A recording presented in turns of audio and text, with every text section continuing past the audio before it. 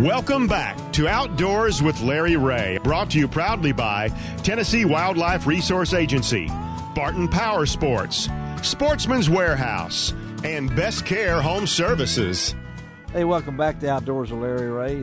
We talk outdoors and fastest 90 minutes in outdoor radio programming. And golly, we're on the last segment. Dave Gabbard. Got our first show under the belt for 2019. That is true. That's show number 1,488,000. Thank you very much. Thank you from Shelby McCall. She knows where all the buttons are. Take a bow, Brother Darrell. Thank you very much. What's that button that, when we say something, it's a real cool thing? All right, hit it now.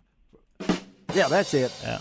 That's Josephus Smith. Yeah, when he took a bow, he hit his head on the mic. Oh. Well, he's been asleep for 30 minutes. Here, okay.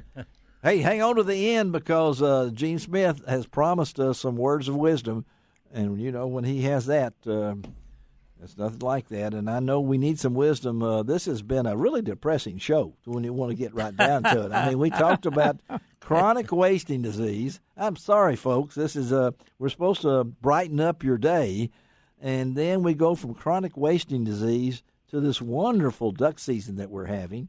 That everyone is our last guest, Tommy Aiken, said it's been terrible. So I don't want to put the next guest on the spot, but he's my man. But look at the bright side. What? At least we are privileged to live in a country where you can experience bad seasons. That's exactly right. That's right. And we're privileged to have friends.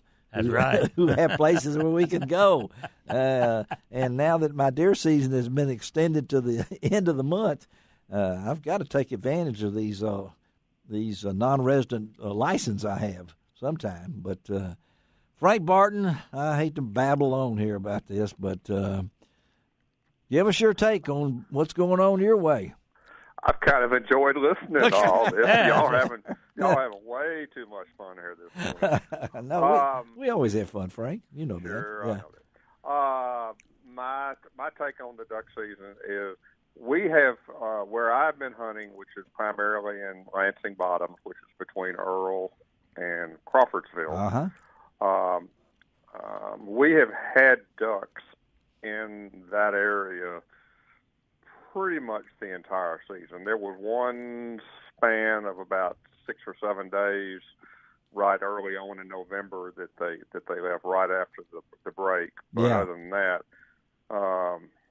we've had ducks now. There's we haven't had a whole lot of mallards, and that's of course in Arkansas. Most of us are pretty privileged to hunt the mallard, and that's what we always go for. And haven't had that many of them now, but we didn't expect that. The DU forecast all said that the mallard population was going to be down, and I'd have to agree with them on that. But we've had quite a few gadwalls, and they thought that population was up, and still got quite a few teal. So we've been shooting ducks every day. We haven't had a day that we've been skunked, and sometimes we have to work a little bit harder, and I expect we'll have to work harder from here on out as the season winds down. And you think so? They get more educated. Aren't these educated ducks you're killing right now? I mean, there's very few migrating ducks, is the way I've heard.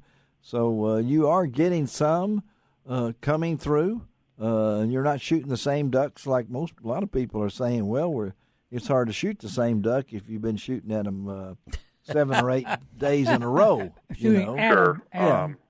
We try not to. We try and go in different spots and not try and hammer on them in the same place. 3 days in a row. We might do it 2 days in a row, but we don't try and do it 3 days in a row. And we'll go to a different spot. Are we getting the same ducks? Probably. I'd say probably 80% of the ducks that we've got are not migrating. They're in the area, and they might move from one field to the next. They don't act like new ducks yet. And I say if you've been hunting for very long, you can kind of tell when a new ducks come in the area. They tend not to be as wary of your decoy spread and where come and work a little bit better. I can't say that that's what's been happening right now. But but I'm very blessed to have what we have, and as Larry knows, because he's been hunted with me long enough to know, we're proud to say in our blind, the dogs don't care. That's right. Yeah, they don't, do they? They don't care. They don't care if it's a little duck or a big duck. They just want to go pick up ducks. Well, that's why I wanted you in the last segment, because everybody else has talked. No one has even mentioned about the life of a duck. Because a duck dog. A duck dog, because these to them this is, I don't care if their tail's wagging the whole time. So you just have to take care of them, and I don't know. Yeah, they're going to get their biscuit. They're going to get their biscuit, aren't they, and everything. But frankly, number-wise, I mean, are you pretty well even? Are you? We're ahead of last year. You are ahead of last year, because you told me that. And we're ahead of last year. But if you remember, like last year, we said last year was probably the poorest season in our particular spot than we've had in 15 years. So we're doing better than last year. What do you hear from other ones in your? And I know you have friends that come to. Of course, Frank is one of our show sponsors, Barton Power Sports, and in West Memphis, there, right across from, what is that across from the Southland Park Gaming and Racing, also known as the dog track. So you are a gathering part. I know that. People come by, and they bring their four-wheelers and they've messed up on them or something. So what are you hearing from other people, say, in and around your area, and maybe a little south of you, from Aubrey and Proctor and on the other ways?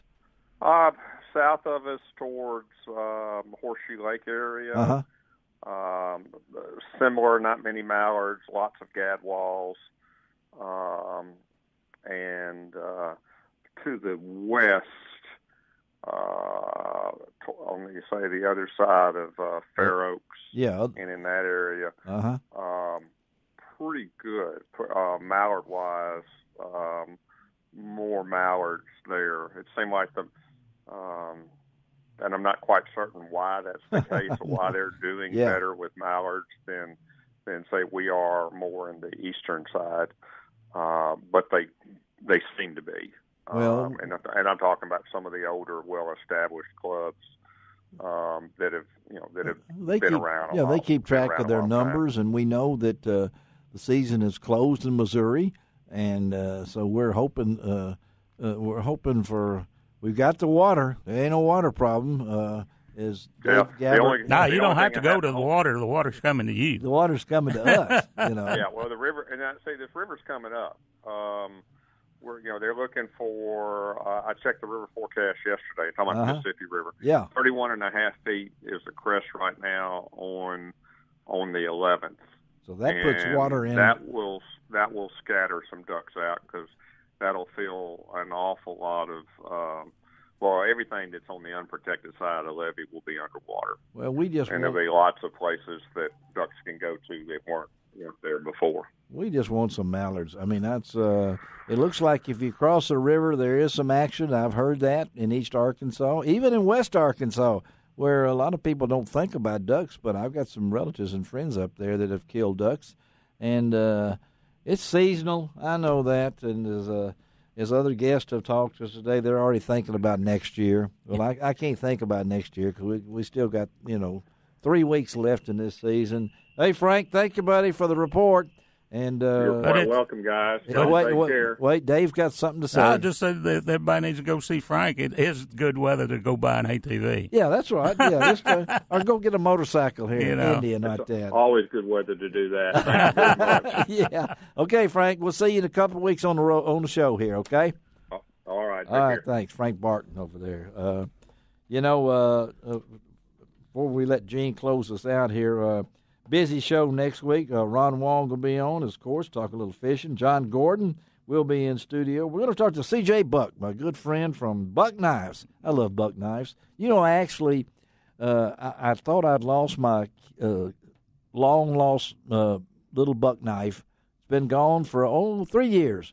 Well, I was cleaning out the other day, and it fell out of a pair of pants that I no longer can wear. And there it came. So I now have 2 bucks in my pocket, not one buck. So Anyway, CJ will be on. You'd be surprised when I was an officer. What you would find in pockets? No, be walking a creek or something, where people fish, and you look and say, "What? Be a good place to find a knife." And how many pocket knives I found laying on a rock? Really? Where they'd been fishing, open the knife and just. So that's why I get it. That's why I get a knife every Christmas from you. Uh-huh. Yeah, okay. One of these days, I'll get rid of the plastic ones. Golly, come. Hey, we're going to talk to the Graybeard Adventure. That's right. Dale Sanders is back. Where are you walking to now? He is doing the trail in Florida.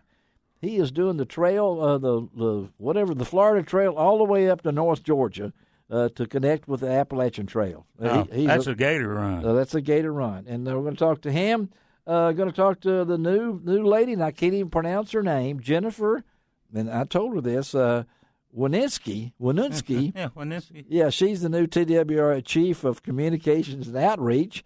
And we're also going to talk to Amy Snyder and recap what happens at Bolivar on Tuesday night at 7 o'clock for that CWD wonderful program that I'm looking forward to. Thank you, Dave, for coming down Always from Lexington, a Tennessee to be with us. And also, Gene. Yes, sir. You've been kind of quiet. So I know we words of wisdom from Gene Smith. What words of wisdom can we close this show with? Well, you talked earlier about the early bird gets the worm. Uh-huh.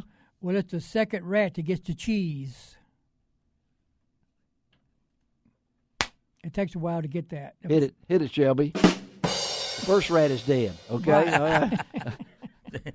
You got to think on it. Gene gives you those thinkers right there. Yes. Also, is it thinkers or stinkers? I don't know what. I found out. I worked at a nursery in church a couple weeks ago. Yeah. The box of Pampers when it says 15 to 20 pounds. Yeah. You got to change them before it gets that heavy. Oh. What a way to leave us after this morbid show we had there. All right, this is Larry. But we had a show. Yes, we did. May not have another one, but we got one. This is Larry Ray reminding you to do each and every week that it doesn't cost an extra cent to be a good sport. And what else? God bless the USA.